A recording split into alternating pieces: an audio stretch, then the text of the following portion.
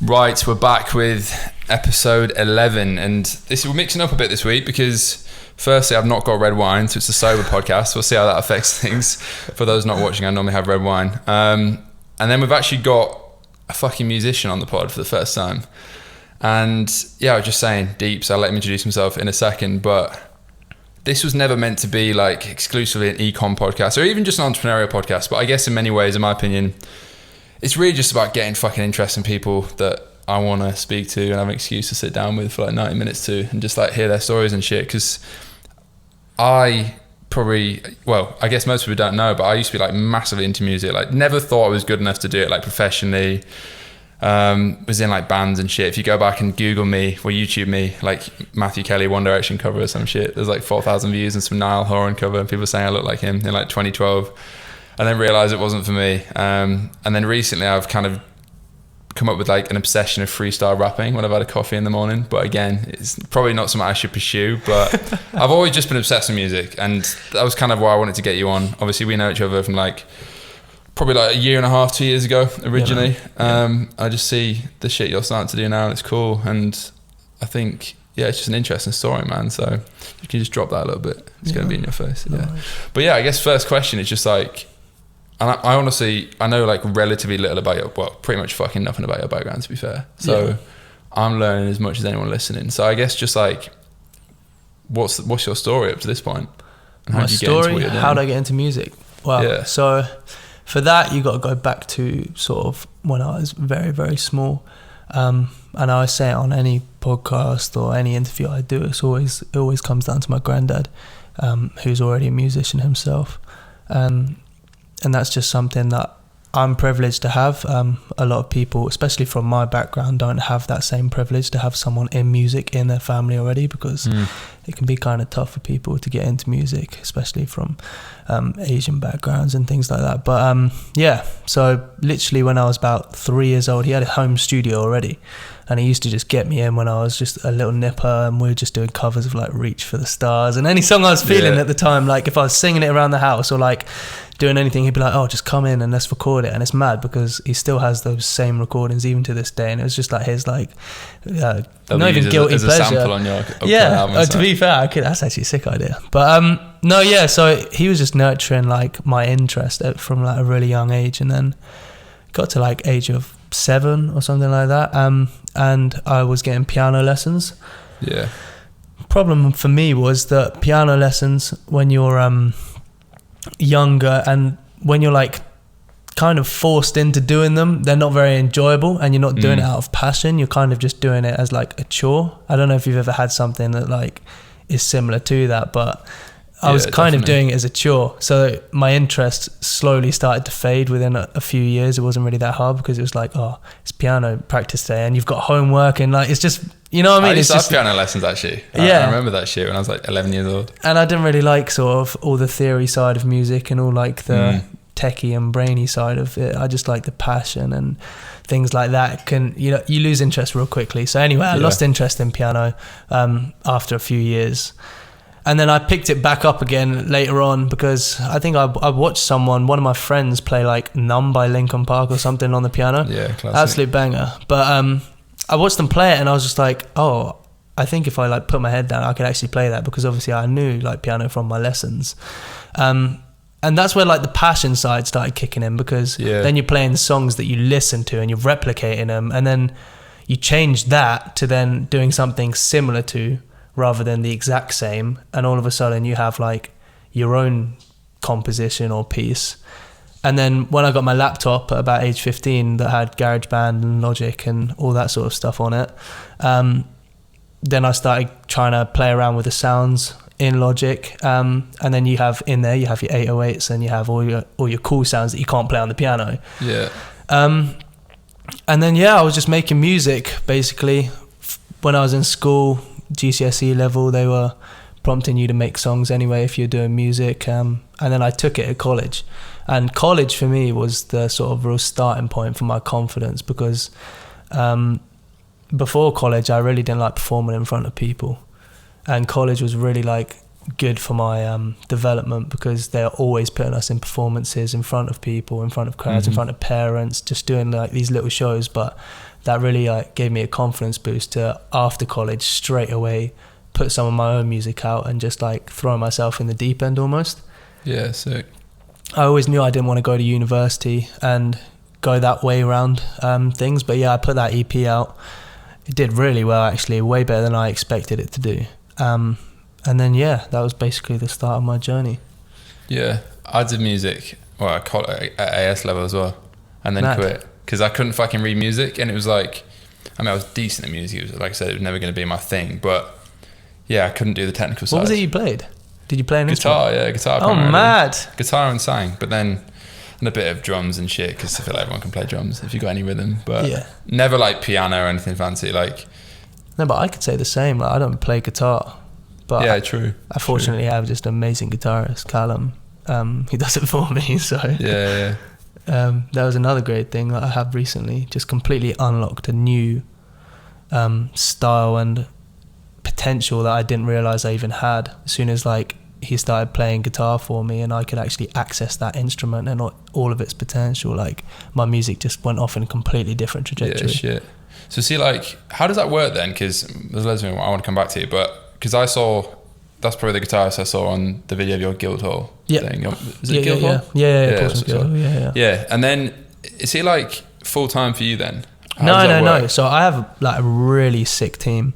I have guitarist Callum, I have a drummer Finn, I have 2 content creators, Hewan and Tom. Hewan, you know. Yeah. And Tom. I have now a lighting engineer as well, Eleanor.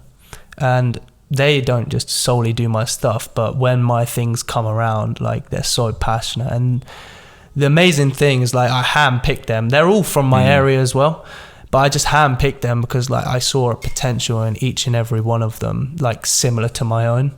I knew that where they're at now is just scratching the surface of where they'll be in like 5 years. And my goal is to actually have them as full-time creators and content creators. I don't really think that in the industry there are too many people who just do solely like one artist stuff. Yeah, like, true. But I want to be able to put them on to be in places that they can do it for everyone else as well. Are they like session artists? Is that what they'll be called? Essentially, no. A session artist kind of goes in and does it for anyone, if you know what I mean. Like, if you're a session drummer, then you can go and session drum for any band and you just fill in and do the drums if like they need you. Yeah. But yeah, they're my band. So like, if you imagine, I don't know, an artist, like, just take someone random like Tom Grennan, like his band will be the same all the time, and they'll only do music for him, I suspect. Yeah. Like, when it's live shows, you'll only ever see them on stage of him. You won't see them on stage of like Jesse J. Yeah. I don't know. Yeah, true. So where is hometown then? Portsmouth, right? Portsmouth, yeah, South Coast, which is out of the loop a little bit. London is where everything's like really hot, but Portsmouth, there are a few things going on in Portsmouth. I think anywhere, which is the beautiful thing about music in general, moment, is that anywhere is kind of like on the up when it comes to music, because it's so accessible now. If you have a laptop, like a lot of cities now have a studio, like a good studio as well, good quality studio where people can go record and do things, because like the interest in wanting to rap and people exploring the potential in the industry is just like me. Yeah, I mean, yeah, I'm never gonna release. Yeah, but a lot of some people just think they can rap and can't. But some people actually are just like exploring their potential, and like there's a lot of artists in the world that are like huge now that maybe would never have even thought about rapping or thought about being an artist or thought about being a musician. Yeah. And you think like social media and just like access to shit. Yeah. It's just changed. It's like that, man. It's crazy. Yeah. Social media is the biggest thing. We might get onto that a bit later, but that's pretty much how I'm on what I'm on currently. Yeah. So like, would you say there was a time when you decided like, I'm going to pursue this? Or was it more like you were saying, you kind of fell out of love with piano, but then realized you could do shit on a laptop? Was that like when you thought, fuck, I'm actually quite good at this? Or yeah, I mean, was it more gradual? It was just one of those things where I'd always like passively wanted to when I was in school, especially though, I was like the kid with a really high voice. Yeah. I was the late bloomer. Get that falsetto. Yeah, I was the late bloomer though. Like puberty didn't strike till late for me, so I was just like that kid with this squeaky voice. And like, can you imagine trying to tell people you're a singer, but then they'll be like, oh, sing, and then you're singing like a girl. Yeah. It's like crazy. But basically college was like when I knew that I wanted to do music like properly, because I was surrounded 24/7 by musicians. Like when you're in school, you're not surrounded by musicians all the time. You're surrounded by people in your maths class, people in your science class. And it's all just true. Like a bit like matey. And even doing music, if you do music or drama or anything at school, you tend to get rinsed by the football team or something. Like, yeah, it's very true. Very fucking It's mad. But college, you're surrounded by musicians. Everyone's like-minded. So was that specifically a music college, or was that just doing music at college? No, it's just doing music at college, but that's all I did at college. Like I did a BTEC level 3 diploma, which is just like a full-time course. So I'm consistently with the same group of people like throughout, and that for me was like priceless. And is that just like, I literally have no idea how this works, so excuse the ignorance, that's but right. is that literally like what's on the curriculum for that? Because obviously, like you said, you read music, so you're not into like the traditional side. Not madly. So No. My theory side is quite weak. Like I know chords, I know like how to play things, but like if you gave me a sheet of written music, I'd be a bit stuck. So yeah, they break up the curriculum into like loads of different modules, and some of them are really academic and they're about musicians from the 1800s or so and so.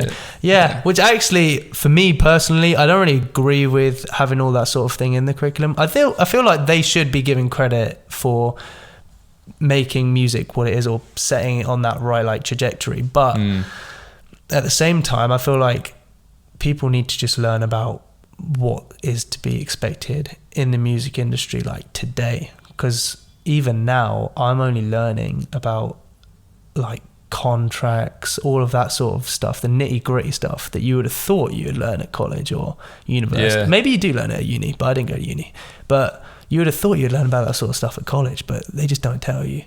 I feel like that's kind of the same with anything. It's just like the important thing, like taxes and all that sort of stuff. It's just like common conversation, enzymes, but not about taxes or anything relevant. I know, and it's kind of the same in music. But that college course specifically, every semester or term or whatever you want to call it, you'd have a performance, and it was only in front of like the parents and friends of like the people who are in your class. But you imagine there's a class of 20 people, like it's a pretty big performance when there's like 4 people coming for each person. Like I'm not even going to do the maths, but it's a lot of people considering when you don't like even performing in front of like your own family at home. Yeah, true. Or you get nervous, like all of a sudden you're in front of like 200 people or whatever, and it's just a bit like shocking. But when you're doing it consistently, then it doesn't phase you anymore. And then when you're doing it on your own, you know what I mean? So it was really good for like character building, definitely, college. Yo fellas, quick one. First bit of promo for the pod. You may or may not have heard, I released a fucking ecom course a few months ago. Basically spent like 6 months making it because I was in between businesses, as you probably know if you follow my shit. I must say, 12 hours long, it's fucking quality content, especially for the price it's at now. I was going to drop it at like 1,500 quid with some bullshit guru-y webinar and all that rubbish, but as you know, it's not my main thing. I'm working on a new brand right now, very, very fucking much in the trenches, which is why I think it's actually a better course than everything else out there, because it's built on real experience of my brands in the past and my current one. So yeah, long story short, I've dropped it to 299 quid, which is fucking criminal to be honest, because it should be way more expensive than that. I think it's super, super valuable. If you're interested in ecom, you're already in ecom and you wanted to get into ecom, 0 to 1, starting a brand from scratch, then definitely worth investing in. Link is in the bio of this video, or podcast, Spotify, Apple Music, wherever the fuck you're listening or watching, and enjoy the rest of the pod. Yeah, and then the EP, when did that come out? EP came out January the 8th, 2018. So shit, exact. Yeah, literally so my birthday is on the 8th of the 8th. So I just had an 8 thing in my head. Yeah. And I was like, it's 2018. I want to drop it on the 8th. It's just weird, man. Yeah, I'm weird. Cool. But how did you record that? Was that like... So basically... Was that at college? It was all just... I don't know if it's luck or if things are meant to be. I kind of think that things are just meant to be in life. But I found a guy through Instagram promotions, of all things. Yeah. And his name's Jojo, and I've worked with him from that day until like now. Like I'm in a session with him tomorrow. And he basically mixes and masters all of my stuff. And on my first sort of few songs, he was just helping me with like finding the right sounds for what I wanted to do as well. Yeah. Because obviously I'm creating these things on my laptop, but I'm like a novice at this point. Like I know how I want things to sound. I know everything, and I'm just putting in these, like, he must have heard my first projects and been like, God, like these sounds are horrible, but he knew exactly where I was going with it. And like the songs aren't bad, it's just the way they're put across, because like at the end of the day, it's like you can create the song, which is the face, but then it's the makeup that sort of makes it what it is, if you know what I mean. It just enhances it. Yeah, I've always wondered that, to be fair. Like, it's like tangent, but like, obviously, if you listen to, like, I don't know, like, I used to fucking record shit when I was like 16, but like, even if I was really talented, which I'm not, it would sound fucking way better if a professional did it. Like, how much do you think, for example, like, you say you get some mumble rapper that's not that good, but you put him in a studio with the best fucking producer in the world, or like, I don't know, Drake's producer or whatever. Like, how much difference does that make? Or is it a combination?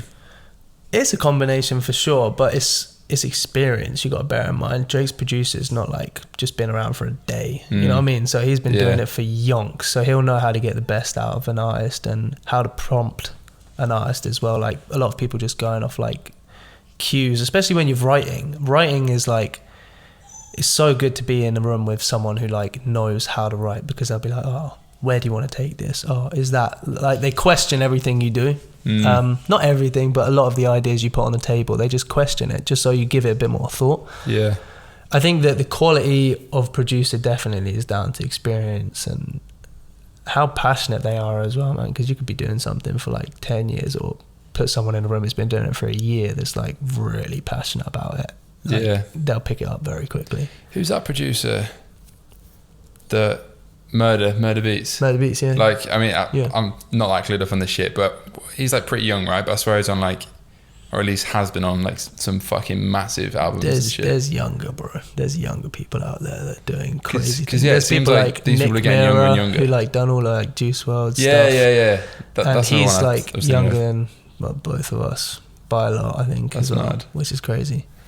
Yeah, fuck. I guess if you started like 11 years old. But it goes back to like the accessibility of music right now. Like, all he needed, or all he'd have ever needed, was just a laptop and a software like Logic or Fruit Loops or something, and then bomb. That's all you need. Literally, you don't even need the MIDI keyboard or anything, because everything you can do on your laptop. Yeah. It obviously helps when you get more of a setup and do things a little bit more differently, but like, you can practice and learn everything from the comfort of your own home, and that's why so many people are in music at the moment.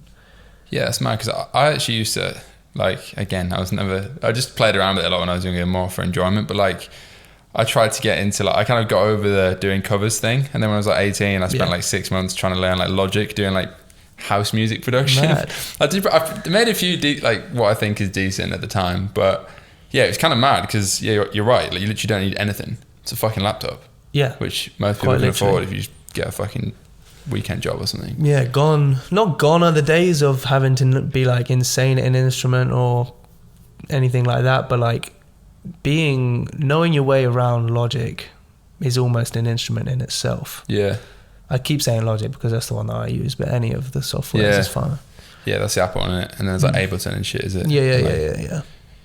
And then, so going back to do the EP, like, at what point, like, what happens from there over like the past few years in terms of like, obviously we were speaking off camera before, particularly in the past year, I think you said, is when shit's like picked up and you're getting way more opportunities and attention and shit. Like, what does that look like the past 3 years from that point? So this is kind of a bit what I found quite interesting, what I think people might find quite interesting, because no one really talks about like the real come up of like up and coming artists. People just like, oh, I put an EP out and then so and so picked me up and then bomb, I was in the industry. Like, there is a lot of time between the EP and so picking you up.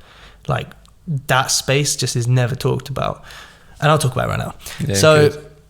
I put the EP out. I was expecting, someone actually said to me, and I recall the conversation, they're just like, what would you be happy with because like people knew I was going to put an EP out, and I was just at like some pre-drinks like a few nights before it came out. Yeah.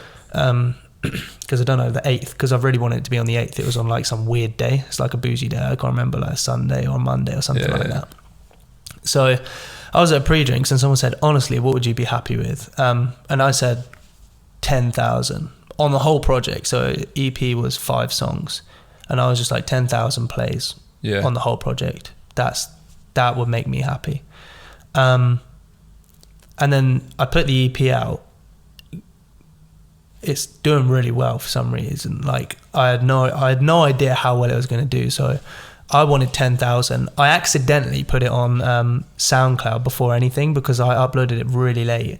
Yeah. So I didn't know if it was going to be on Spotify when I wanted it to be. And I uploaded it onto SoundCloud first. And like within the first like day or so, I was like clear past 2.5k streams on like the whole thing, and I was just like, oh my god, this is sick. All of a sudden it's out on Spotify when I wanted it to be, so I'm trying to channel people over there. And yeah, that EP ended up doing like hundreds of thousands of streams, and that for me was just like, I was just mind blown, because I think Spotify picked it up. They didn't fully like playlist it or anything. It was just like the local hype was just taking it. Because like I was just a bit of a social butterfly in college and things anyway, so I just had loads of friends. And like another thing that I was going to say is marketing as well. Like I just sort of messaged all of my friends just like, oh, can you please put this on your story or something, just get some hype around them. And literally I just had like thousands of people just do that one simple thing, and like I owe them a lot, because just one person putting it on their story, like say that just gets another like 300 eyes onto my EP, whether they're interested or not. One person is 300, so if you get like 1,000 people posting your story, like it's a mad amount of impressions. Very true. So yeah, that EP goes out, does like great numbers. It sets me on a bit of a high as well, because then I like put some music out like straight away after, and all my music's just been pretty like decent and steady. It's always been in like the thousands and whatnot. I've not quite cracked that million one, which is what I'm after, but I'm very confident that that's going to come within the next 12 months just from the places that I'm in. So yeah, from that point onwards, I've just been in sessions with Jojo, consistently making music week in, week out, and just keeping my head down as well. Like I've had a few jobs as well, just in terms of like just getting some money in, because obviously sessions and things aren't free, or they weren't. So you've got to kind of fund it, but you've got to definitely be fully invested in doing music if you really, really, really, really, really want to make it, because sometimes if you're like too focused on your plan B, it'll like completely set you off track from your plan A. I've never ever had a plan B. Yeah, I like that, because I feel like if you have a plan B, then there's no way you can be 100% in your plan A, because you kind of got one eye on your plan B, the other eye on your plan A, and if you doubt yourself, it's only out of doubt that you'd even create a plan B. It's very true. And I just thought I did not want to spend like the 50 years of my life working in something that I didn't completely love, and like the one thing I completely love is music. So I was just like, there's no way I can't do it. So I was just plugging away for years and years, and getting good attention as well. There was a few things come about. First person like who like kind of had me a little bit starstruck, probably won't mean much to a few people if you didn't listen to his music when you were growing up, but a guy called DJ Ironic, he reached out to me, and I went and recorded a few songs with him. But a lot of the time things just don't come of anything like that. Still Bangles reached out to me. Nothing really came of that either. It was just one of them ones. It's just kind of like, it's up and downs in music, but you just got to remain consistent that you're on the right path, and attention is good, and you got to be like grateful for people reaching out, rather than just be like, oh, that fell through, or that fell through. Like, just got to be like, oh, some people don't even get that opportunity in the first place. And then it was just TikTok. I uploaded a TikTok, and that was seen by my management. Basically, Amri, the artist, Yeah, she uploaded a challenge on TikTok, and I saw it. I think I've seen this. Yeah, the split screen thing. Yeah, man. It's a duet. So she uploaded a challenge, and it was to write a song about like your mother, and I saw it at like 11 p.m. at night, and I just wrapped up for the day, and I put a TikTok up that day as well. So I was just checking like to see how I'd done. Yeah, and, like, I was just down my cool. For You. It was like 11 p.m. and I see this challenge, and I was like, oh, only 20 people have entered when I saw the challenge. And I was like, that's not many people at all. Because I knew if I go to sleep and I wake up tomorrow morning to do that challenge, it's going to be 1,000 people minimum, like, who have like duetted the video or something. So I was like, I spent like literally 10 minutes writing this thing, because it was only a minute video and it was just writing stuff about your mum. So like, if you're already a songwriter, like, you just write things easy to write about mums because they're just great. I just wrote a song about my mum, went to bed that day after uploading it, and the next day I woke up, she's following me, and Mother's Day is just around the corner as well. So I was just like, oh mad, she might do something with this video. And then, long story short, she does. She uploads mine and some other people's videos, like, I guess the winners or her favorites or whatever, on her actual Instagram feed. And from there, my current management that I'm working with, they just picked me up, they dropped me a DM, and ever since then I've just been working with them. Just picking up on that then, so your management or Anne-Marie's management, or? No, so quite. My management, they're a separate entity altogether, but they manage a songwriter called Plested, and he writes a lot for Anne-Marie and plenty of other artists in the UK scene. They obviously manage other people as well, but like, that would be the reference point.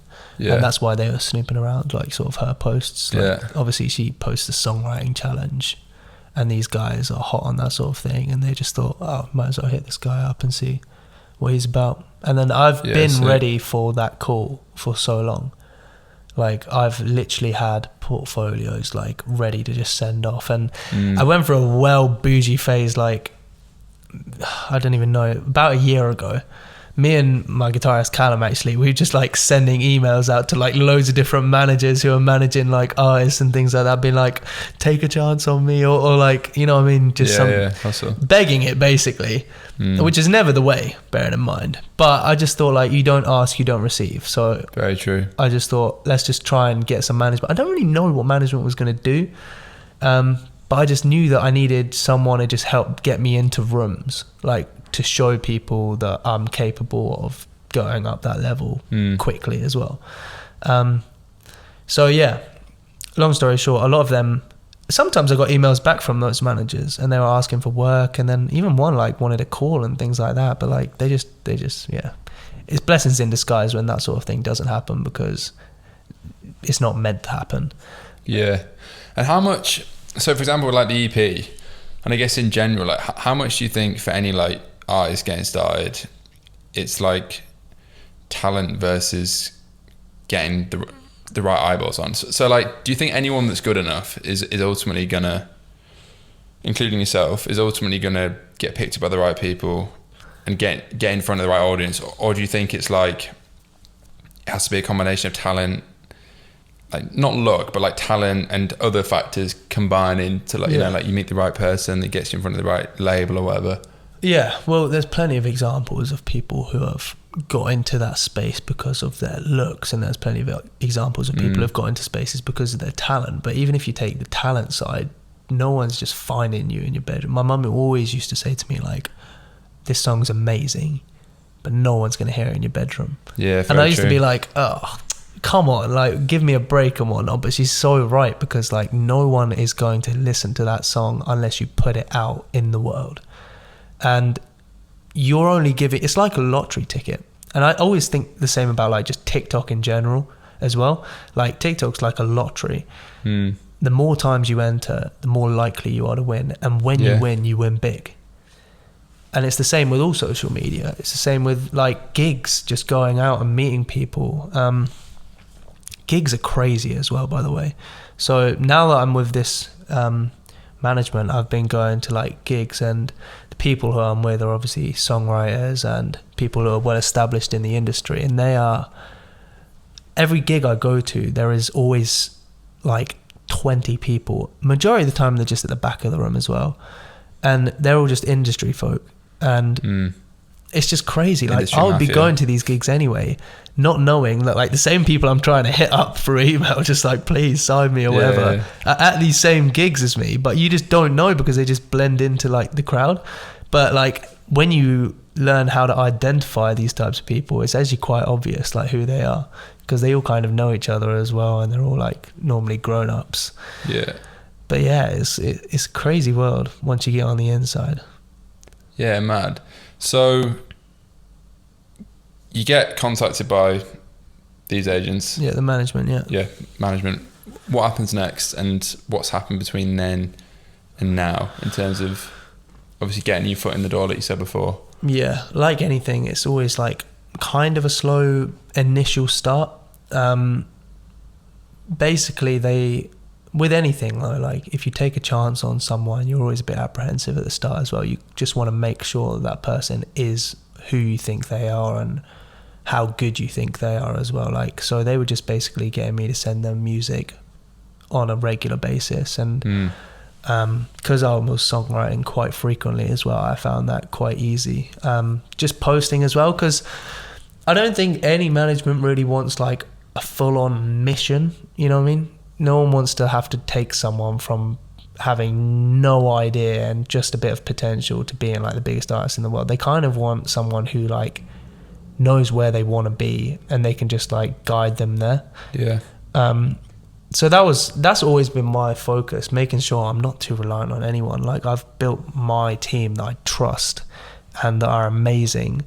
So like if I was dropped or anything tomorrow, I'd still have the foundations of what I've built anyway.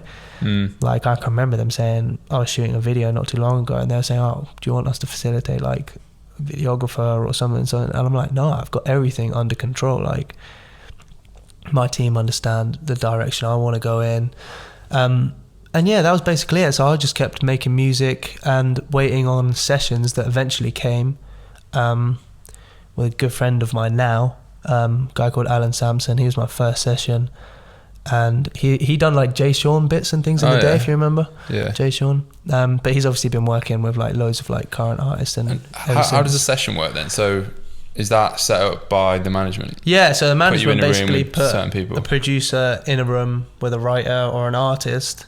So I'm kind of doing both at the moment, both artist and writer. And they just put you both in a room and you make music. Like, it's literally as simple as that. Yeah. I always find the first sessions kind of like, they could go one of two ways. They can either be icebreaker sessions where it's a bit like getting to know the person, because sometimes songwriting can be a bit like vulnerable and you got to like let your guard down completely, and it's kind of a bit jarring to do that with like a stranger who is everyone's a stranger who you meet for the first time. Yeah. But sometimes you can just get it off and like your energy just like clicks straight off the bat and you just get a banger down. Yeah, I've just had a few sessions even recently where we've just jumped into the room, three of us, first time ever meeting each other, and like within 10 minutes we're already like in it. Is it like on those videos and shit you see of like rappers where it's like 2 a.m, like Future's wearing like a hood and sunglasses, fucking smoking a shitload of weed? Or is that just like a certain look? Are they not all like that? It depends what session you're in. I mean, I've been in sessions that finish at like, I've been in there from like 11 in the morning until 6 p.m, which is kind of standard. Yeah. And then I was in a session last week where I got there at like 6 p.m. I didn't leave till 4 a.m, and that was a bit like that. Are they not more creative sessions though? Like, well, it depends. Like, because I feel like I'm definitely more creative at night time, but it depends. Yeah, it's one of them ones. Maybe too tired. Well, I have a home studio currently as well, and there's no way that my mum is okay with me making music until 4 a.m. Yeah, true. You know what I mean? So it's kind of like when I'm at home especially, I just kind of stick to a regime of getting up, doing music, have a working day of doing music. Not like so it's not fun, but just get up and actually be a bit more like disciplined with your life and have a bit of strategy, because I find the most poisonous thing for me is to be like going to bed late, waking up late. Like, for my mental state, it just doesn't serve me well. So I like to be in like some sort of structure. But these sessions are so like, they fluctuate, man. So like I could be having morning sessions to like evening, or afternoon sessions to early morning, or just evening sessions to early morning, and it's just and they can be anywhere as well. London's like a huge place, and you find that out especially if you do music. Yeah, and like how often would these be? And I guess like 2-part question: how often would these be? And then like also, what does like a Monday to Friday, so to speak, look like for you and other people in like a similar stage, career-wise? So when it first started off, I was literally doing like a session a week if I was lucky, just because it wasn't that frequent. But then all of a sudden it turned from 1 session a week to like 2 sessions. And basically it's opportunity. So you just got to be ready. Like nothing is luck in this world. Like it's when your opportunity meets preparation. Yeah. I get the call like, oh, there's a session tomorrow with one of the producers you've been in with an artist that's just been signed to a record label who needs a writer. And then boom, I attend that session, smash it, and then from there, you know what I mean, then you're in their books. And it's kind of like one of them ones like, now you're networking because their team knows about you. And then if you do a session again with someone else in their label, they're bringing someone else from another label, then like, you know, word gets about really quickly if you can just like smash sessions and if you get on with the artists. Yeah. Or producers for that matter. Producers tend to be in sessions just every day, like just 6 days a week, 5 days a week, and it's kind of just like work in general. Writers and producers. I just feel like anyone, it's just kind of as much as you want to do. I feel like if you want to be like one of the best, like you're going to be in there all the time. Yeah, because like you said, it's like a lottery, especially songwriting as well. Like I can make just like a song a week or something, like, but what good is that going to do for me? I've got to do like a song a day or a song every 2 days. Like you want to make them good though. I don't always feel like just blast out like a song a day or 3 songs a day. Some people can, like, song fair a day, play. fuck yeah, that's a lot. Some people will be like, oh yeah, I've done like 20 songs today. I was like, I'm just like, it all depends on how good those songs are though, because I'd like to just spend 2 days on a song and it be a complete hit, rather than 3 songs in one day and they're all kind of like half ideas or need touching up. Yeah. I don't believe in album fillers, but it's just one of them ones where the more you like, I think it's just grow up, to be honest, and like listen to music as you get older, you just care less about like the singles in an album and care more about the songs that are more like that artist, if you know what I mean. Yeah. And how does it all work? Like, and again, I know fucking nothing about the music industry. So like, how, like, where do you make money from primarily? Okay. Because obviously there's levels to it, of course. Yeah. So I'm learning more and more about this, like with each conversation I have, especially with my management, because now I'm more in the thick of it. But from my understanding, a lot of producers, songwriters are in deals, publishing deals, which is like you get an advance of, I don't know, let's speak hypothetically, like £100,000 for a 6-month deal, which I don't know, might consist of a certain amount of work as well.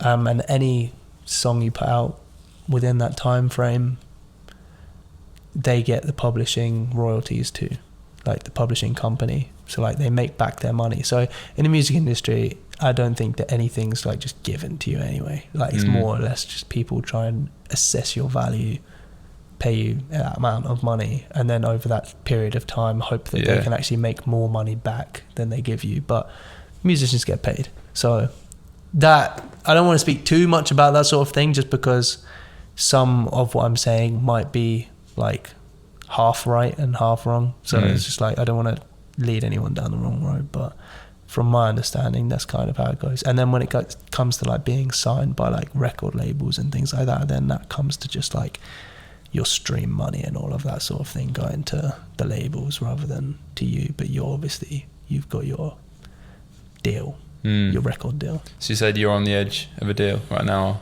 Yeah. But it's just being in sessions, man. Just being in sessions, impressing the right people, and like they just come sniffing. Like I was in a session the other day with a writer who has a publicist from like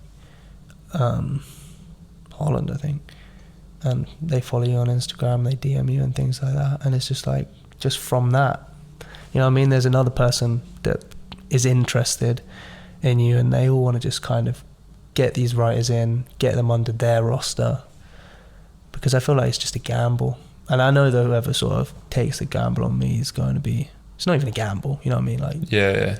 I'll pay them back in full for their belief. I feel like music is one of those things, like stereotypically or from the outside looking in, where it's like people that aren't in the industry, and probably myself included to an extent, like unlike other jobs, or like just say like just more like a business, or running a business or having like a job in like a corporate world, it's like people kind of assume if you're not like Justin Bieber, then you're like homeless. Yeah. Have you experienced that stereotype? Yeah.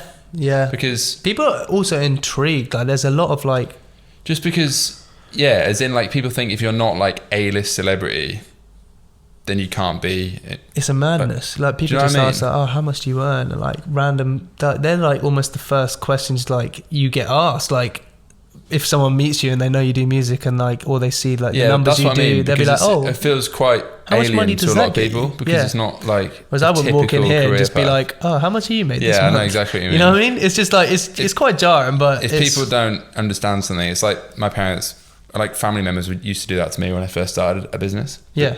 Whereas they wouldn't do that if I just had like a normal job. If I did that to them, it would be rude.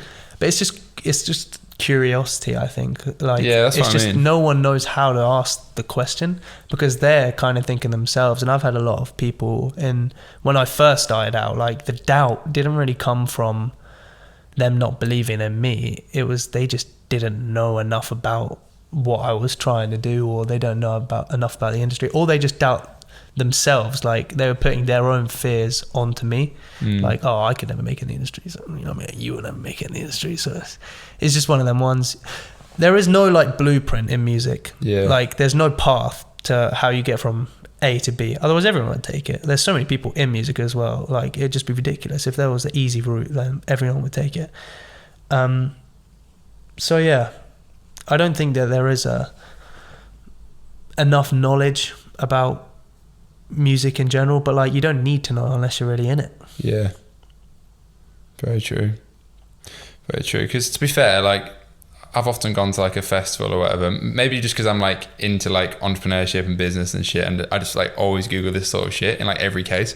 But I went to a 1975 show like 2 years ago, probably my favorite band, and I just like Googled while drunk like 1975 earnings per show and shit, like because I try and do the maths in like an arena. I'm like, oh, I'm in the fucking O2, 20,000 seats give or take, I've paid 60 quid for a ticket. I'm like doing the maths, what's that, like over £1 million for the show revenue, and then it just interests me, like how much does an artist keep from that, like hypothetically. I'm probably asking just questions out of interest. For my shows specifically, I've got a good relationship with a company called LMS down, they're promoters down by where I live, and in my city they seem to give me a good deal, which is about like 30% or something from a show, which you would think is just like outrageous, but like I guess that was probably like near enough the norm, because venues take a lot, because obviously without their venue there's no show, and they have to staff them places, so it's a bit ridiculous like an artist coming in and taking like 8%, because like the venues would be left with like no profit. They're having to host the night, clean up after, all of that sort of thing. Promoters also want their cut because they're getting bums on seats. Artists just show up, perform, and then leave. Like we kind of have the easiest part, even though we're the most crucial part. But it's one of them ones. And touching on what you said earlier about not that much knowledge about the music industry, it's very closed. Like the best way I describe it, it's like a donut, and there's an outer circle and there's an inner circle. Like it's like that. There's an outer circle and there's an inner circle, and the only way you get into that inner circle is like via invitation into it. Like you can't just randomly just walk into a room with the right people. So like my management were my invitation into the inner circle, and once you're in that inner circle you realize just how small the industry really actually is. Like everyone seems to know everyone or know someone who knows that guy. You know what I mean? Like if I was talking about a writer, my manager would be able to say, oh, we know so-and-so who knows them. Yeah. So it's like, it's really closed. Like even going abroad to like the States, like everything is just like, it's accessible when you're in the inner circle, but being on the outer circle, man, like I said, you could be in a room with like I was the other day, one of the guys who ran Psycho, which is Simon Cowell's label. And I was just in a room with him. I had not a Scooby-Doo who was who in that room. Mad. And it's only until like someone comes up and introduces this guy to me, and you shake his hand and you have a conversation with him, and you're like, holy shit, I could have been in this room with you just as a fan, still being an artist, but like just being there on the night as a fan. And then boom, there you are. And it's crazy because then I went to a show as a fan, because that one I was just on guest list because I was with my management. So we were like after partying afterwards and whatnot. But I go to a show later on in the week with my team, as in like my band and my content creator, because we just like going to shows and stuff. And I see some faces from like the night before, but I'm only seeing these faces and recognizing these people because I've seen them before, like, but they're everywhere, you know what I mean? If there's an artist performing in London, small world. Yeah, it's crazy. It's crazy. It's absolutely crazy. But it's that inner circle of that donut that you just don't get let in unless you're invited in. Yes, I feel like it's kind of relatively similar with a lot of things, but I can imagine music even more so. Because, and do you think you need to? I mean, I've kind of said this, but like, do you think you definitely need to know the right people to make it work? Or I was like, has social media, like obviously you said it makes it easier for like people to put stuff out, and it's probably the same with a lot of things, like YouTubers, whatever, content creators. But at the same time, do you think it means like there's more competition and like more noise, or do you think it's like overall it is a good thing if you're willing to put in the graft? Yeah. I think content creating is just like, but you content create to get to the right people, if you know what I mean. At the end of the day, someone comes, drops you a DM and picks you up and makes your life easier, like puts you in the right rooms, gets you the right deals. They just make your life easy, and get you the right money, get you the right things. I mean, I know plenty of content creators who, without the management they have, wouldn't be getting the deals they get. Yeah. And it's not down to because they're not talented enough or anything like that. It's just these managers, their job is to bring in the deals, make their own bread, like, and that's what you want as well. You want a manager who has your best interests at heart as well, and wants you to be like at the top of your game so that they can like put their name to it, rather than someone who just wants to sap the life and blood and money out of you just like every opportunity they get. Like someone who really fully understands your artistry and your trajectory and like where you wanted to take your art or craft or content. That's the sort of person you want like in your corner. Unfortunately, I feel like I've found that I haven't actually signed pen to paper yet with my management, but I'm sure that probably even by the time this goes out, it'll be close to or done. Yeah, so that sounds good. Yeah, and I remember speaking to Connor Maynard actually, who lives around here. He I met him. He came to a few parties, and yeah. It was like a classic drunk conversation. I probably just asked him questions that I shouldn't have asked him because I was like, oh, there's a fucking celebrity in my flat. And he was telling me this story. I mean, long story short, I think he said he got kind of screwed over into signing this, what he didn't realise at the time was a really fucking stupid deal when he was like 18 or something. I don't know the exact specifics, and he only recently got out of it like 8 years later or whatever it was. And is there a lot of that in music, do you think? Because you hear these stories in like fucking tabloids and shit, but is it true? I've got people like genuinely concerned for my like future because of like they know that I'm going to be in like great success or great rooms, people like putting these mad offers on the table and whatnot, and they're just like, please just run it by me or run it by my team, or we'll get you a lawyer or something. Like people who just don't even have to do that sort of thing, but like it's quite that for me, just like I throw my guard up a little bit because I'm like, oh my days, like Is that really what it's like? I think it's more or less like you can get good deals in music. Yeah. Like you can in anything. No one's gonna obviously give you a deal that's just like doesn't favor them. Like, why would a label like pay you £1 million if they're gonna get like 800k back or something like that? Like, obviously they're gonna do it so that they make money off of you as an artist.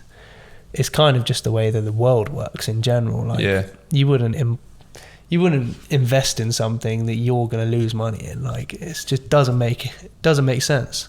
Yeah.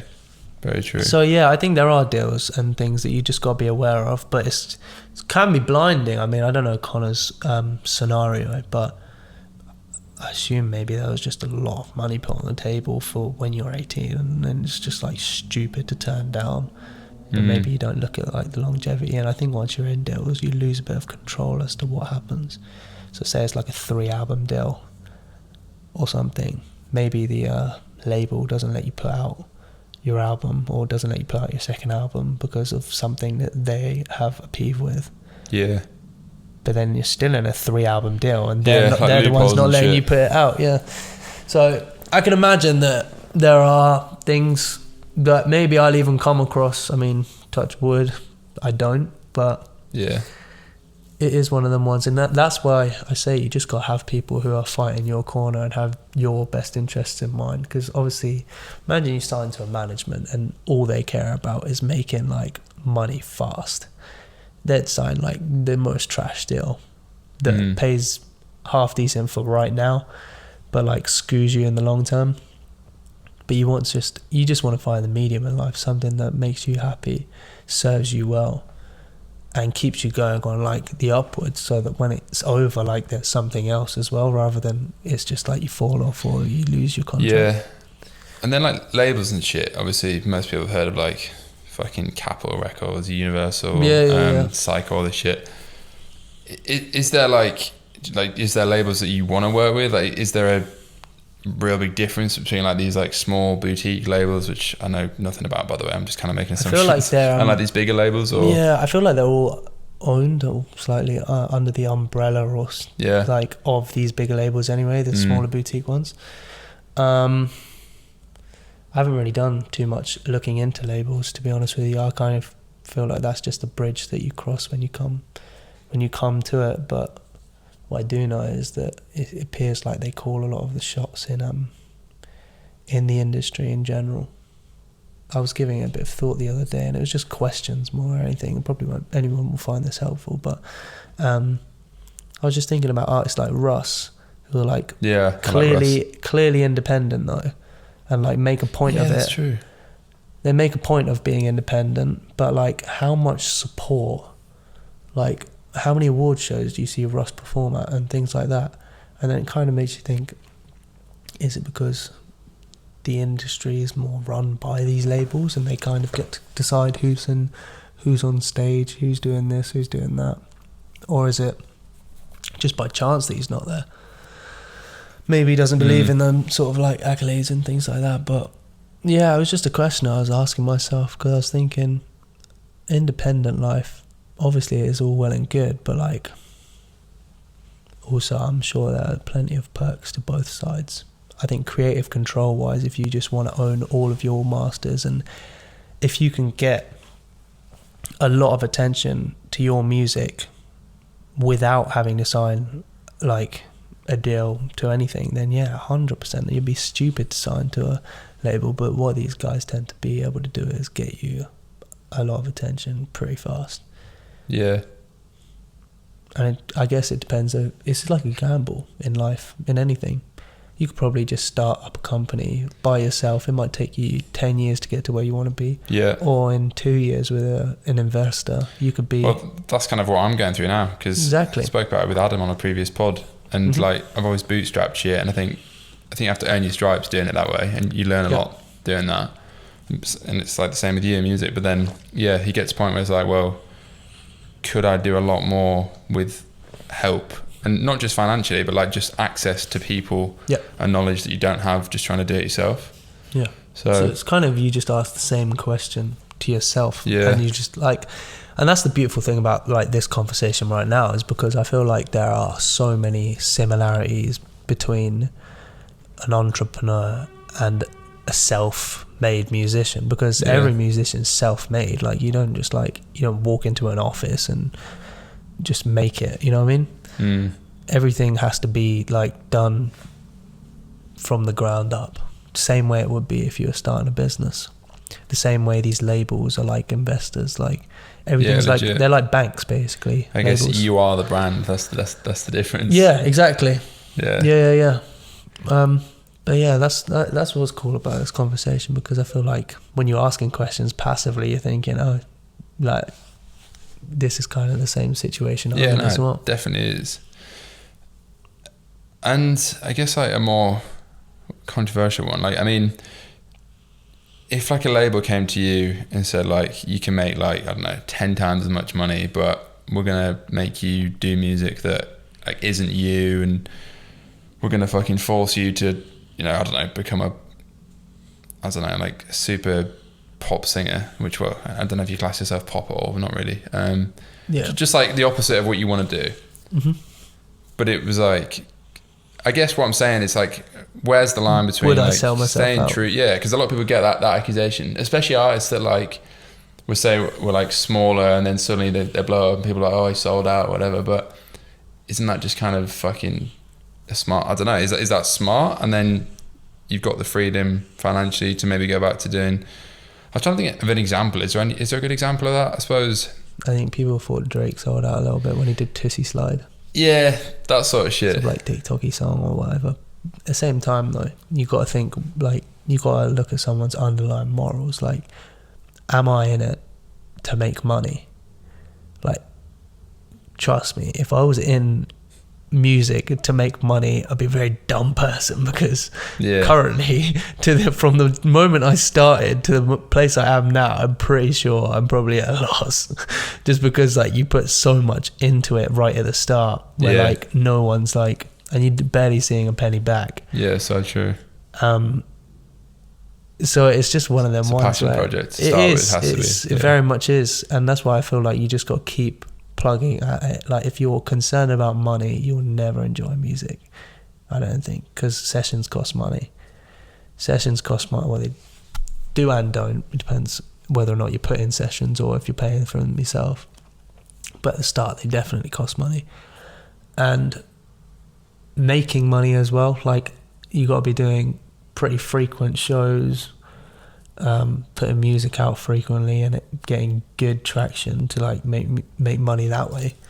I feel like in the long run, if a label came to me and was just like, we're gonna pay you a lot of money to do something you don't want to do, you pretty much answer your own question. You don't want to do it, so don't do it. Because you know what I mean, you can kind of, life is whatever you want to make of it. So like if you want to just make money, then fair enough, go and make money. If you want to have a great career and do things you love doing, like if I stop loving music as a result of signing a deal, then I'm then in the scenario I didn't ever want to be in. I'm then now working, you know what I mean? Yeah, true. And right now it doesn't feel like I'm working, it feels like I'm living my dream job. And it's the same as you as well. Like would you, if there was a product that could make you a load of money, but it was just something you were just so unpassionate about? I mean, two sides to this. Like I've spoke about this, especially recently. Like I've been like, oh, I definitely, I need to, like I was saying to you before, like started that fucking new brand, and then I was going down an angle I didn't like, and that wasn't even about money, because it was making no money. It was fucking 3 days old. But then I was like, nah, I don't want to do that. But the irony about this is, with the whole Neon Beach thing, when all that shit hit the fan, everyone was calling me a fucking like this scam artist, just wants to make money, and when I was losing fucking £1 million or whatever happened. And the thing that's funny about that was I started that because I just liked the aesthetic of pink lights. I didn't even think it would sell. Mad. And then it went mad. But like, I think it went mad because it was clear that I was passionate about it, and like the market was good and shit. And then it went kind of too good, too quick, and then the rest is history. But I think, imagine you started that company because you wanted to make money. I don't think that it does as well as it does. And also like the irony with that was, I always thought like, you know, if I just wanted to make money, like I used to say this to my parents, who were like, oh, you're chasing money. And I was like, why would I sell pink lights on the internet and take fucking cringe videos of myself? Literally. I just want to make money. If I wanted to make money, I'd go and trade Forex. I would go and get a 9-to-5 job. Like, yeah, or like, I mean, yeah, if it's like stable, an it's entrepreneurial guaranteed. sense, yeah, definitely that. But like, if I just cared about money, I wouldn't try and do something creative. No, 100% not. And that's the thing, like people that, and ironically, I think if you stick with something you actually love, then you'll probably make more sustainable money anyway, long term. Yeah. Particularly when it's like entrepreneurial or like doing music or whatever, like outside the usual 9-to-5 career spec. But I think you've got to value your time more than you value money, especially in life. Yeah. Just because I saw something, like even the other day, I can't remember who was saying or what it was, but it was just like, if someone gave you £1 million in your hand right now, like how happy would you be? And a lot of people are like, yeah, I'd be very happy. But they're like, right, you get this £1 million, but you don't wake up tomorrow. Like, how happy are you now? And like, and do you take the £1 million? And you're just like, well, no, because you value your time and your life way more than you value the money that's in your hands. So like when you put it into perspective, it's always hard to put them sort of things in perspective because no one knows what it's like to be dead. But yeah, another way of looking at it, I saw online or whatever, was people like, yeah, you know, if you had fucking millions tomorrow and you didn't have to do the job that you don't like, what would you do? And then like ultimately people would still do something. You can't just fucking, people are like, oh, I'd just go sit on the beach, but you wouldn't. So what would you do? And then, you know, say, I don't know, someone might say, oh, I would try and make YouTube videos instead of work in my accountancy firm or whatever it is. And then it's like, well, you can do that on the side anyway and like make that replace your income, like pretty realistically. If you stick with it for like a year or something, like you're not, might not necessarily make millions, but the point is that the only thing that money would give you that you don't have now anyway is the ability to do something you like. So kind of the freedom. I've kind of realized that because I probably to an extent was like, oh, I really want to make a load of money, but I mean it came from like a creative place. But yeah, now I'm probably a bit more mature, having like experience making a lot of money and then lost a lot of money as well. But then it's like, well, fuck, like I probably wasn't even that happy when I was making loads last year, which I'll do again, but because I was stressing myself out so much, because I was working so much. So it's like 15 hours a day running 2 fucking businesses at the same time. I feel exactly the same way. My cholesterol levels or whatever were probably just super high. I had a bit of an eye-opening experience myself where I was looking for a new car. I just really wanted a new car because I just thought, well, that's what I'm missing in life, like a new car. Just show up, like pick girls up or whatever it might be with this new car and it'd just be amazing. Long story short, I end up just by chance driving around this like Mercedes for I don't know how long, like a few months or whatnot, and like genuinely one of the lowest points in my life was like the first week I had that Mercedes, and I'd never really deeped why that was, but it's because it changed absolutely nothing. Like that unfulfillment that I was feeling, I was never fulfilled by this car. And like when you realize that what you thought you needed wasn't it at all, because the materialistic like things in life, they tend to just like they just like pave over the cracks rather than actually filling them in. And they're always there. So it's just like, I don't know, what does money really get you? If money can buy you freedom is what everyone wants, I think. At the bottom of their heart, freedom to just live life without owing anyone anything or owing people your time. And I always come back to time because I feel like time is like the most valuable currency in life, just because you can't buy it, you only lose it.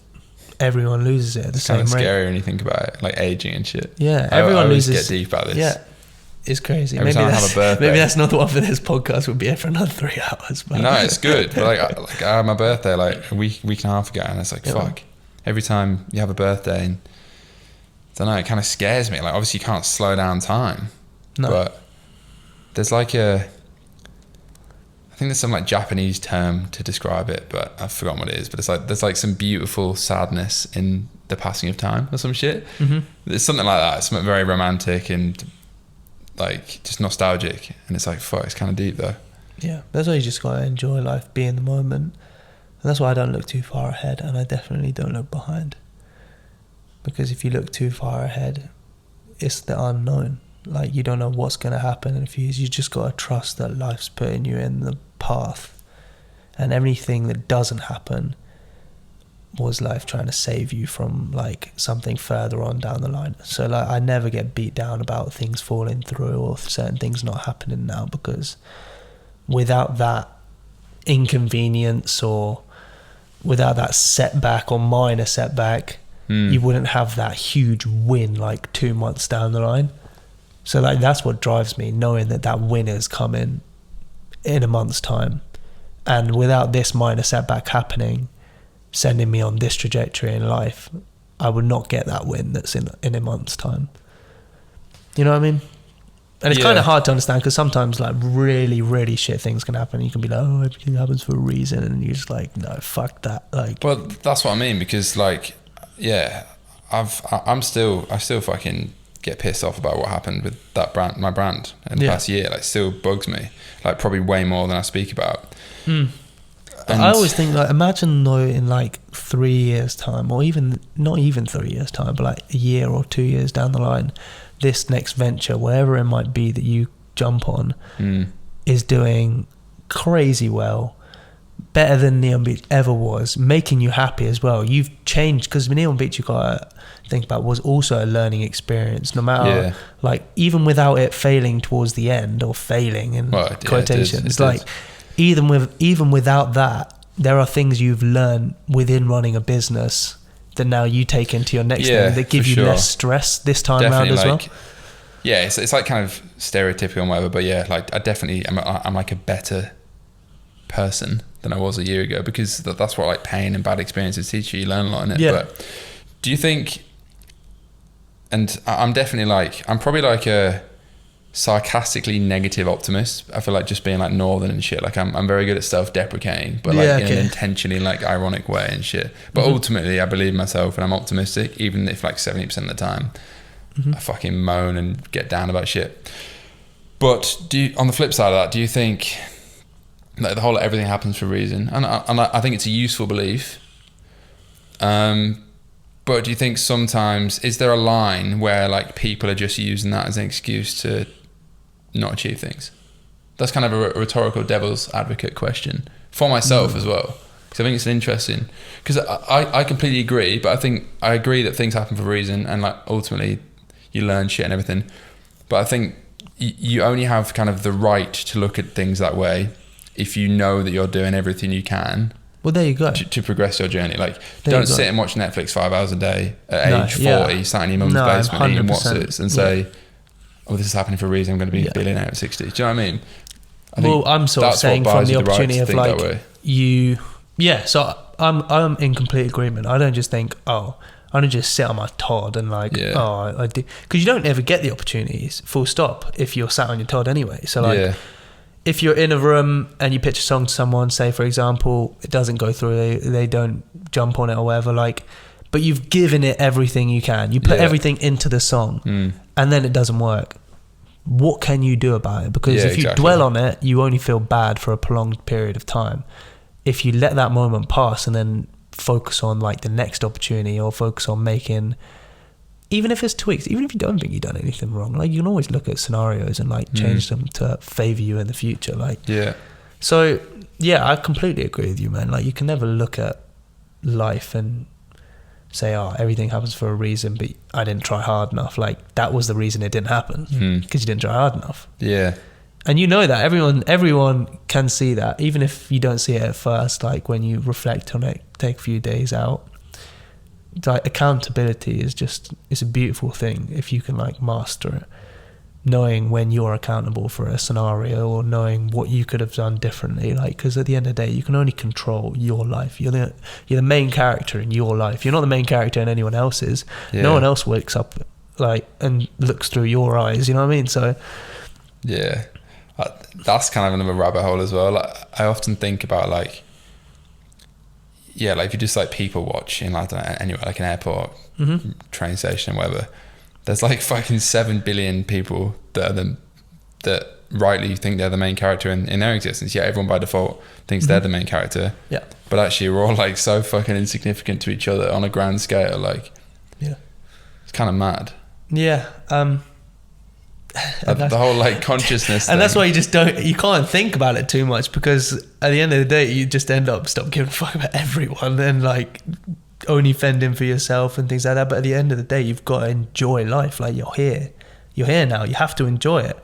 So you have to trust, believe in people, love people, like have your friends, have your family, enjoy your opportunities. Don't like run yourself into the ground, don't like beat yourself up, because like another thing is you're with your mind all the time as well. So if you're not thinking optimistically, if you beat yourself up about them things that don't go through, if you don't have that everything happens for a reason, then it's I'm not good enough complex. Yeah. And I know which one I'd rather live with. Like I would definitely choose to believe that something is greater on the other side than I'm going to be held at this spot in my life for the rest of my life and hold myself like accountable for anything that goes wrong. Like you got to learn from your mistakes, and even if they're not mistakes, just learn from the scenarios life puts you in. Be persistent in your potential.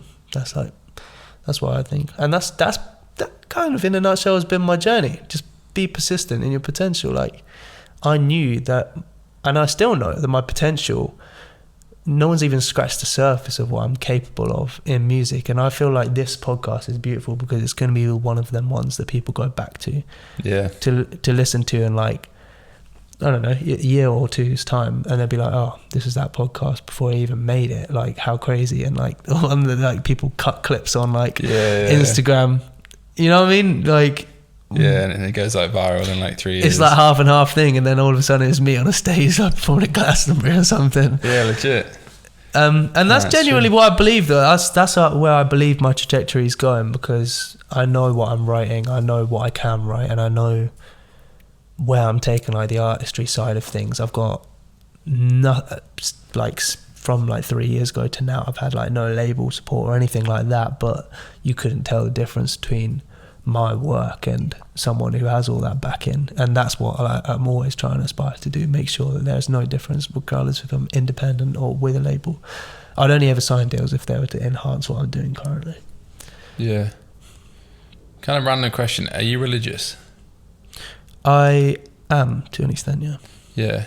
And well, the reason I asked that is because I wouldn't say I'm religious, but I'm definitely like spiritual, and like I don't know whatever you want to call that, but like, because like obviously coming back to like just like weird shit, like humans are obviously like, it's kind of mad, we're literally just like fucking biological beings on this like spinning ball of whatever. But then it's like, well, where does like the kind of artistic and creative side of like humans and just like the world come from if we are just biology? Do you know what I mean?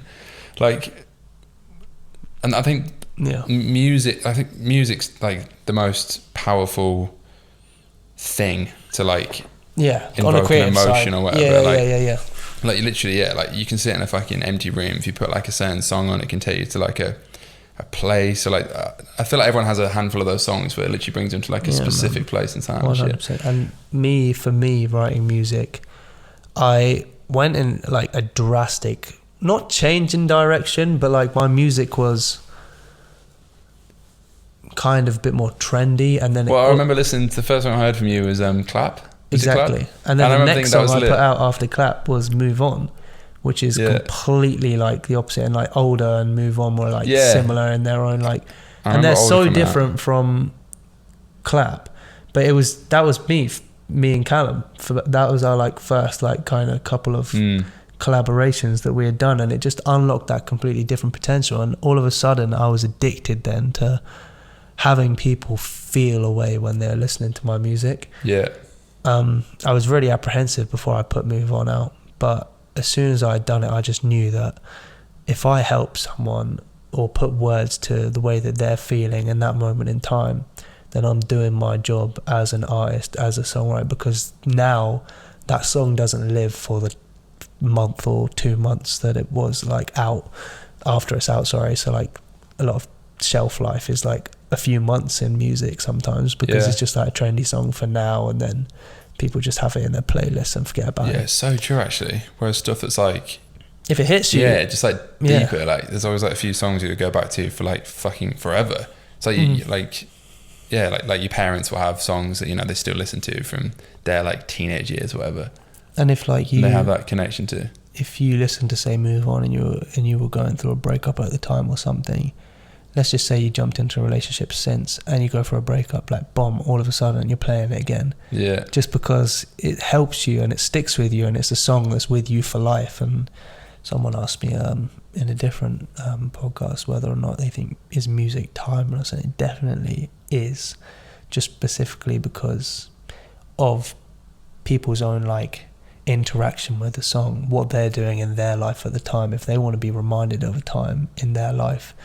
Like, how many times have you ever spoke to your parents or just any adult and they'd be like, oh, I remember this song, or this song was 1982 or something like that. How do they know that now? They're like a teenager again. How do they know that this song was released in 1982? It's the same way that we talk about like the 2010, 2012, whatever, because you just know, like, certain songs that are like timeless, like fucking Mr. Brightside or some shit. And you're just like, oh, those are generation whatever. song. So there's definitely a crazy side to like the creativity of music. That's why it'll always be a thing. That's why people like me are able to work and live and do music for a living, because there's always going to be a need for it. It's always going to be something that people want to listen to.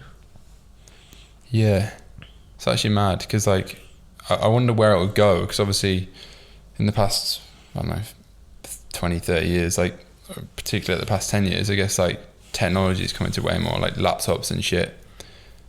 I wonder, like, and it's kind of similar, like with just life in general, like where the fuck are we going to be in like 20 years? Like people are going to be in like VR headsets writing music from their brain and shit. That's a scary legit though. thought. Like you'll be able to maybe just think it. Mate, that would make my life so easy. Well, yeah, I suppose it'd probably be too honestly, easy. It made my life so easy, because that's like my whole writing process, just hearing an idea in my head and then trying to put the music to the idea that I'm hearing, like being like, yeah. I got to find a guitar or a piano and play that melody in. And I imagine if someone just played it for me, it'd just be so ideal. Yeah, it's mad. It'd make your life a lot easier as well. You go back to making house, doing your morning. Yeah, well, yeah. To be fair, I always say, like, if I wasn't, I don't know, if I didn't have to make any money, and like I wouldn't do it all the time, but like I would probably more than make music, I'd make like a horror film, bro. But I hate horrors, but yeah. I've always just had this weird feeling of like I want to make a horror film, and I started making one when I was like 16 years old, and then just didn't finish it. That gives me fear now, considering about the way I walked into your apartment earlier, and there was cling film all over the floor, and I literally thought I just walked into a set of a serial killer. Next door, and it literally looks like, if you walk in at night time as well. I should probably go around and like put like ketchup fake on it blood. or some shit, and then just call a concierge up and be like, it's coming to Halloween, to be fair. People would that would pass as like a Halloween joke. People think that's a Halloween thing, rather than I very much working on a flat. Just banging all day. Oh my god, I didn't even think of that. But yeah, that's another thing. Scripts for movies. People always ask me, how do you even write a song? Blah blah blah blah blah. And for time, I just never really was able to fathom, because it's just part of my setup to be able to know how to make music or how to put something together. And the only way I sort of managed to like empathize with their thoughts was just thinking, how does someone make a script, or not script, but like a movie? And then when you're piecing together like the shots, the context, but like I just think the really like minor conversations within a movie, and like just really like nothing scenes, you know what I mean? Because I could think of like the big scenes, what needs to happen, like this is the plot, but blah blah blah blah blah. But how do you just unwrap that all into an hour and a half of movie? Yeah.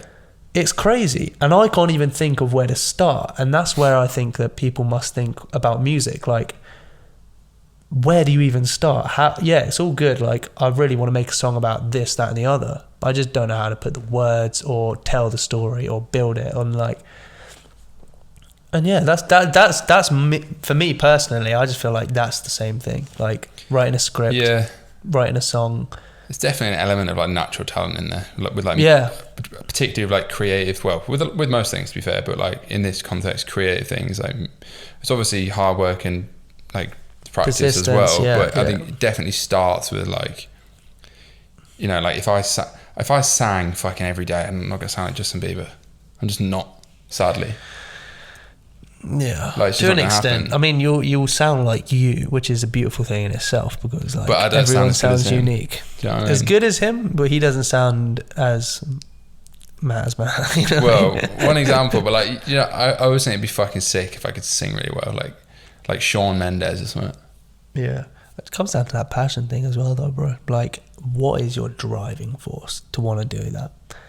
To impress people, or like, because you just want to sing? In that case, it's just like the ability to serenade anyone and just like sound beautiful would be good. How many times do you reckon singers actually just use it to serenade people? Probably sometimes.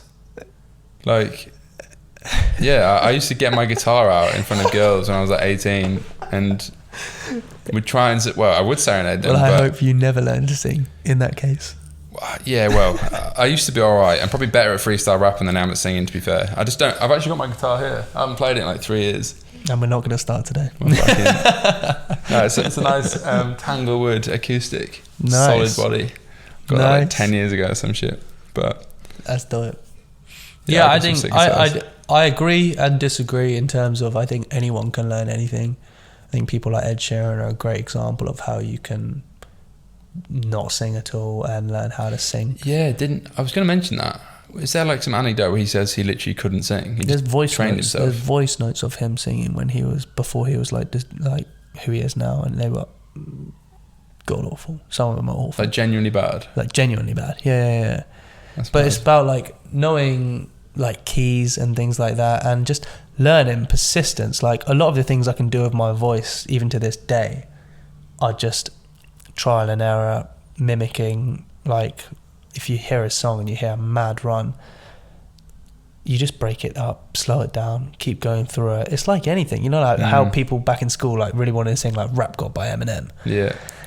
And like, no one can just go and listen to the song and be like, but like, if you learn it, slow it down, know the words, build yourself up, you can all of a sudden you can do Rap God by Eminem, which is like one of like the hardest raps or whatever. I can rap a whole Drake song. It's not the same. No, I'm joking. But yeah, no, but you know what I mean? Though. Like, you just practice, and it's the same with singing, because singing is just about holding notes within the key of the song. And you can only hold notes by training your voice, strengthening your voice, hitting higher notes, hitting lower notes. You can increase, and you know what I mean, you can fluctuate with your range. Yeah, it's mad actually. But with Ed Sheeran as well, if he wanted to sing like Bieber, he still doesn't sound like Justin Bieber. He still sounds like Ed Sheeran. But that's the beautiful thing about music and voice, is that you always sound like yourself. No matter how much you try and sound like someone else, you'll always sound like yourself. And I always find when people try and sound like someone else, it's so obvious, because they just don't sound like themselves, like fully. So yeah, if you wanted to start singing, you would never sound like Justin Bieber, but you would sound like you. And that in itself. But do you think you can go from like not having a talented voice to like training it over years to actually sounding like, you know, fucking someone that's talented? There are people who get head starts, yeah, sure.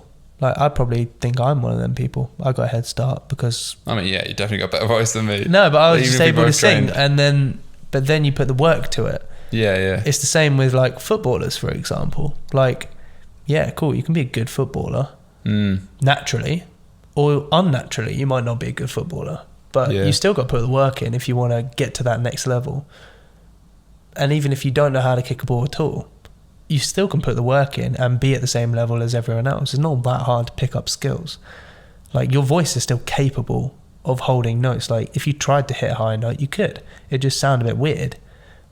But you put practice to it, then boom, all of a sudden you're hitting them notes like easy. Falsetto.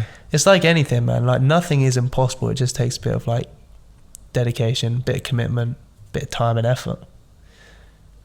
Yeah, that's it. That's music. That's everything in a nutshell. Place, isn't it? Persistence, mimicking. Find people that interest you. Find people that like light up your soul, light up your like interest. For me, it was people like John Legend. People who are just musically like gifted, be able to just sit at a piano, him and the piano, tell a whole story for a show. Like, you don't need anything else. If you're John Legend, you just need a piano, and then boom, you can tell the whole story. Yeah. And I was just like, I have a piano at home. I want to be able to do that. All of a sudden, like, my passion's been ignited. I'm learning piano. I'm sat down on that every evening in my house. Put on a show for like my mum. Yeah, that's lit. You know what I mean? Piano is sick, to be fair. So it's never dope. played But it, then it's really. every pianist looks at a guitar and thinks, wow, what an instrument, because it's just what you're not familiar with. Like, it just sounds so different. And guitarists just want to play piano. It's the same thing. And people who can play both can die in a well. And no one wants to be a bassist. Yeah, but bassist like kind of derives from guitar anyway, so it's like... Yeah, true. Who do you think is the most naturally talented person that's like in the music world? Well, I was going to say that's famous in the music world, but or do you not think? How am I supposed to know though? How much work? No, but in your opinion, naturally talented, probably someone like Charlie Puth. He's got perfect pitch. So if you I thought you said that actually. If you flicker, I saw him on TikTok the other day, so it was in my head.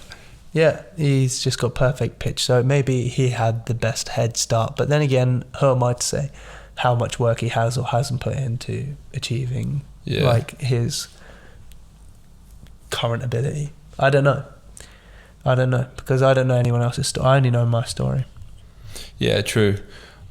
What do you think of the Kid Laroi then? Because obviously he's blown up and he's like fucking 18. Yeah.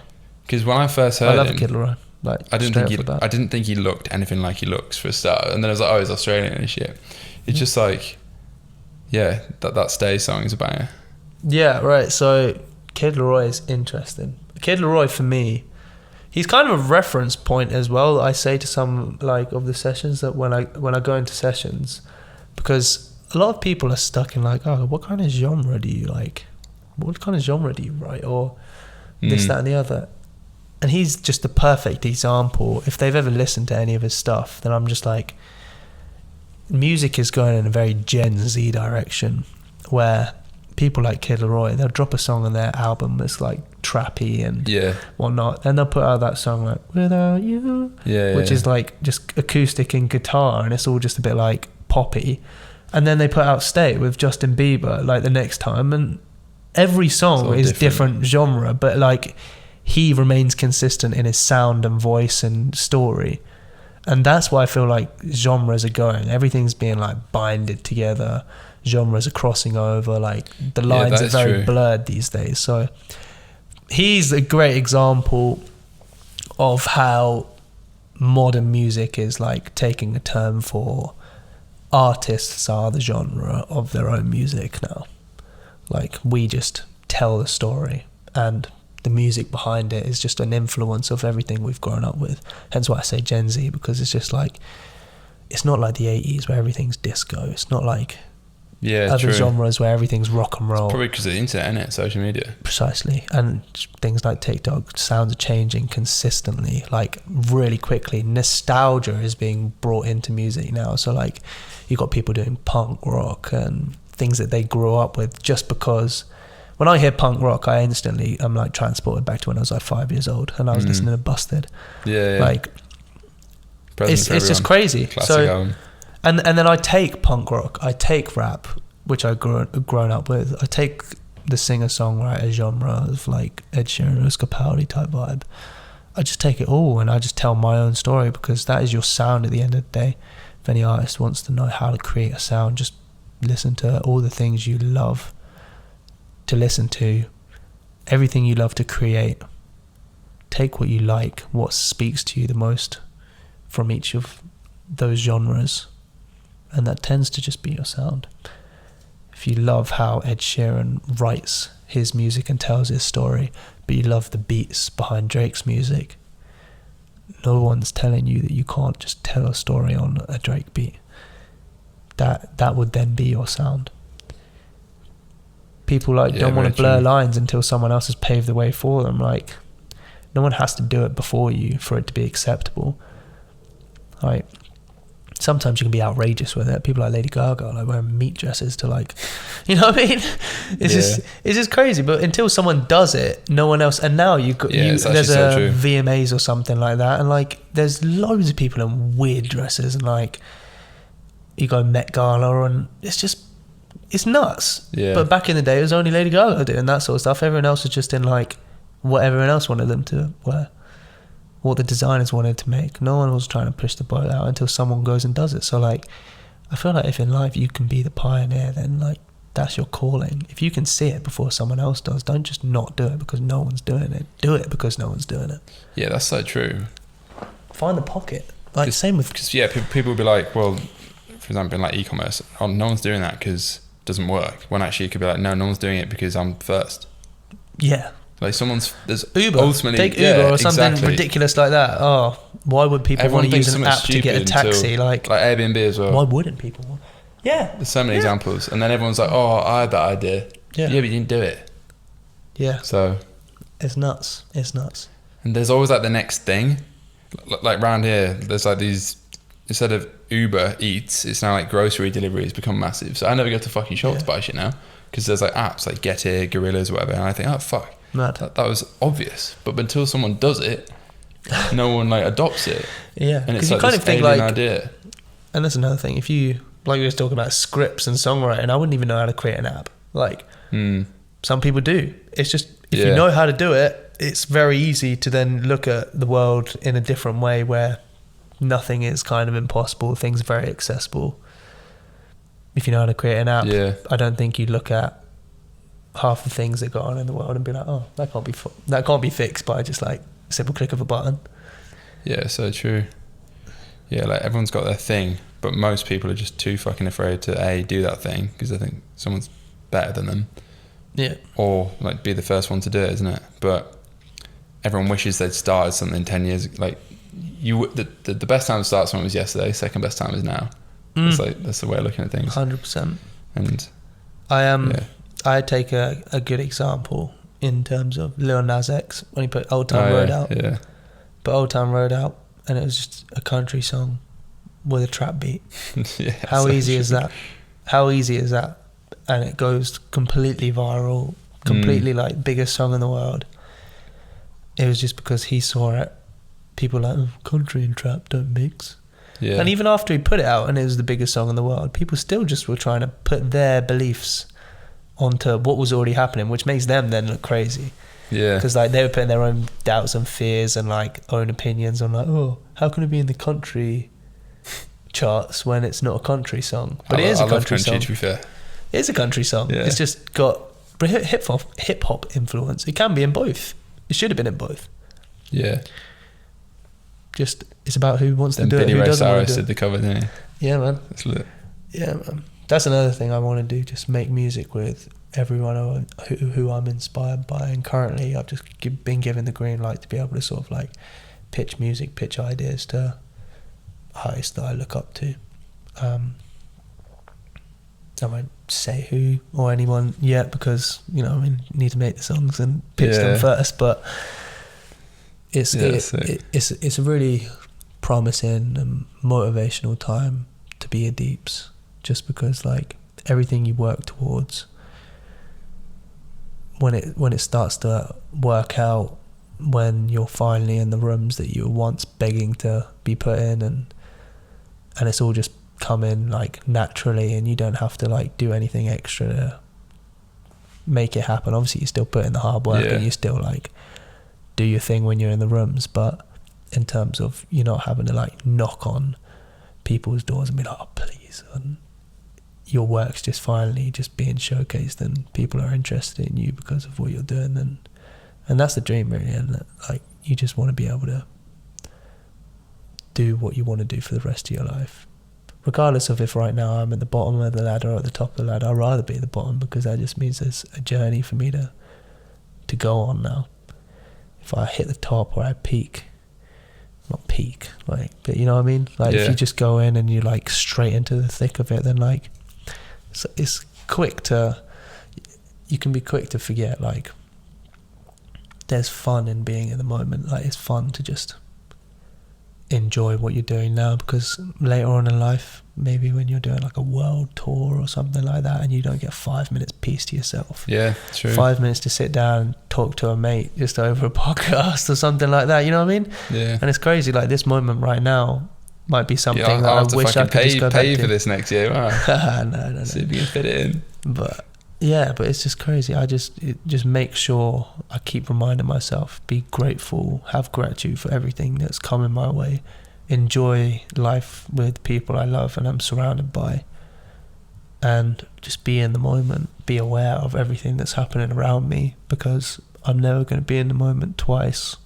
So yeah, it's so true. I'm really bad at that. Trying to get better at that. Yeah, it's a mindset thing. Did a lot of mental work at the start of lockdown. A lot of podcasts. I done like a whole Tony Robbins 30-day course.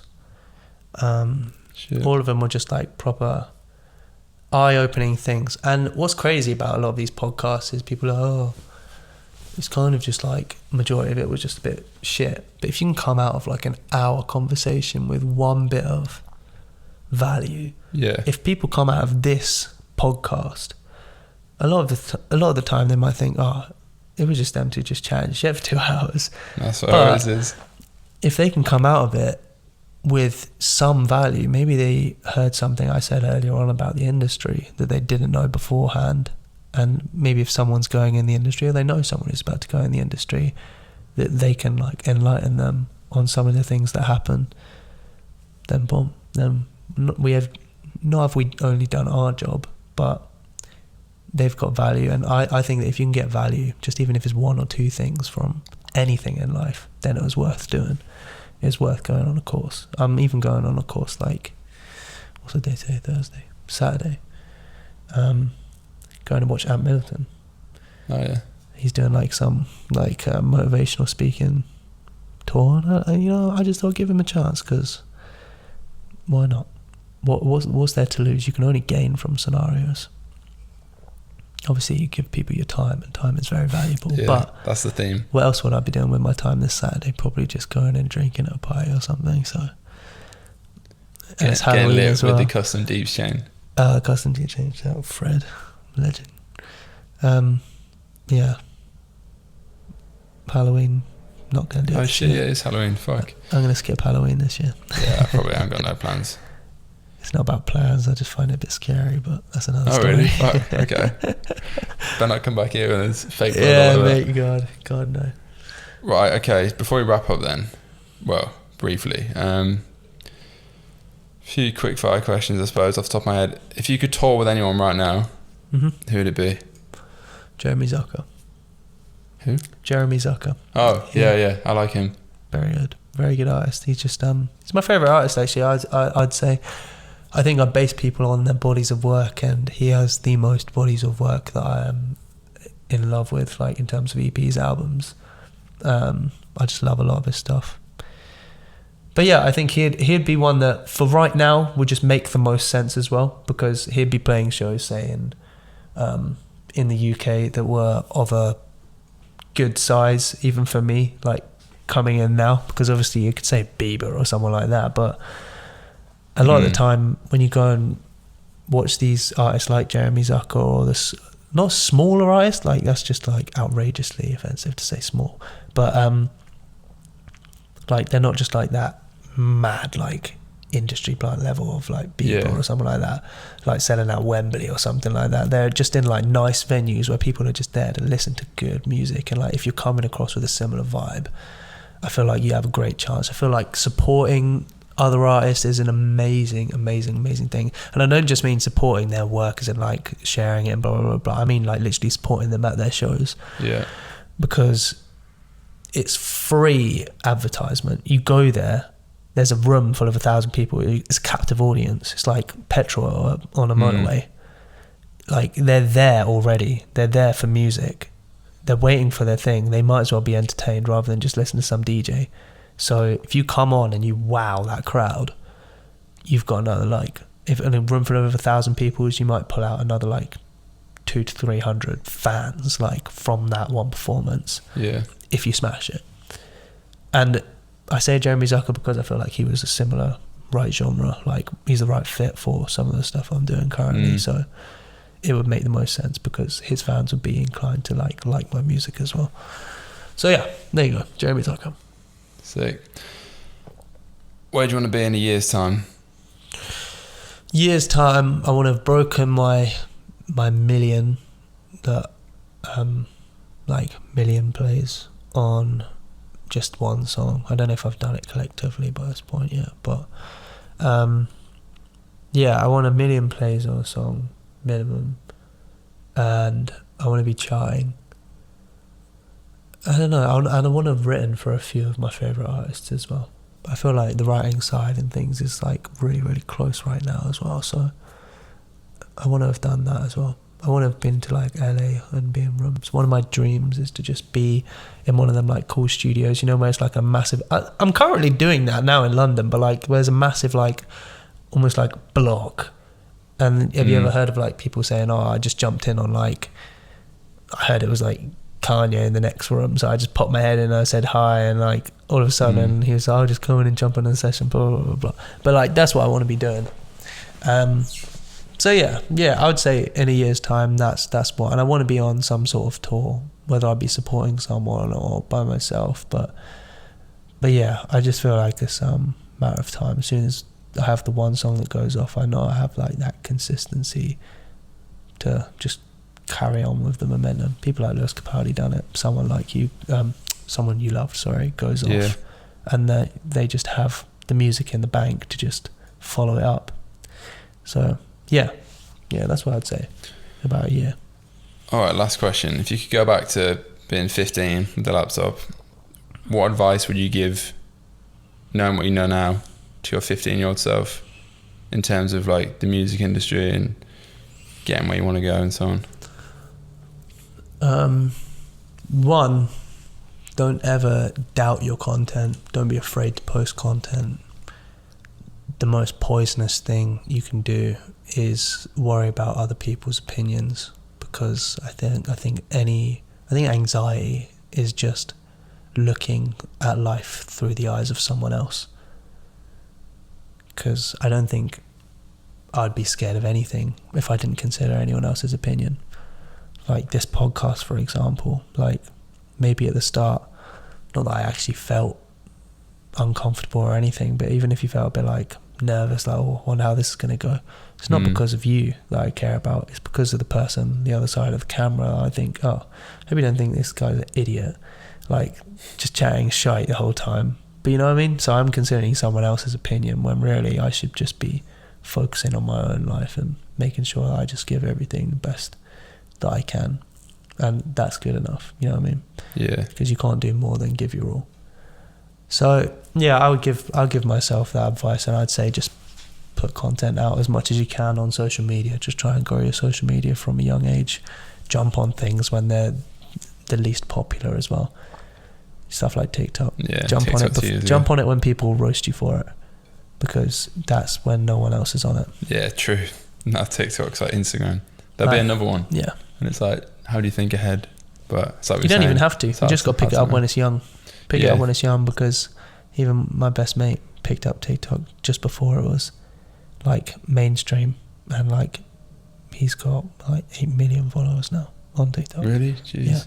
Yeah, it's just he just had it early, and he just was consistent with it as well.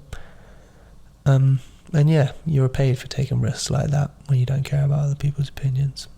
Obviously there's time and place to consider other people's opinions, but like in the long run, I feel like people just do it too much in life, me being one of them, definitely. So these days I just try and stop myself when I'm not focusing on myself, I'm focusing on what other people think.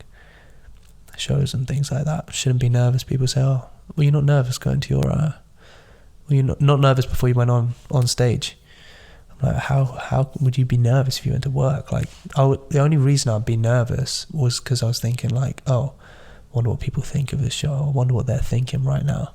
And it's kind of jarring as well when you're doing live music, because you're looking out on a crowd, and you imagine if you have someone fully captivated in what you're doing, they are still as a rock, and they're like just looking at you, and the majority of the time, like, it's just their resting face. Sometimes it looks pretty unimpressed as well.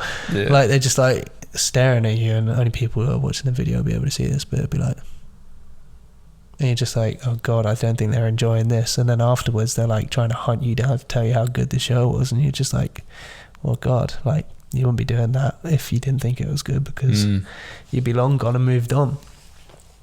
So yeah, that's the advice I'll give 15-year-old me. But I wouldn't change where I am right now at all, because I'm there. I'm where I wanted to be. Doesn't really matter about getting there like a year quicker, a year later. I'm there now. So it's just one of them ones. I don't think that maybe something else would have happened, but yeah, it's the butterfly effect, isn't it? You do something differently back then and all of a sudden you're a farmer in Paraguay. Yeah. Fuck. Very true, very true. So yeah. Deep words from Deeps. Yeah, you would not be the first to make that joke. Yeah, I didn't even think.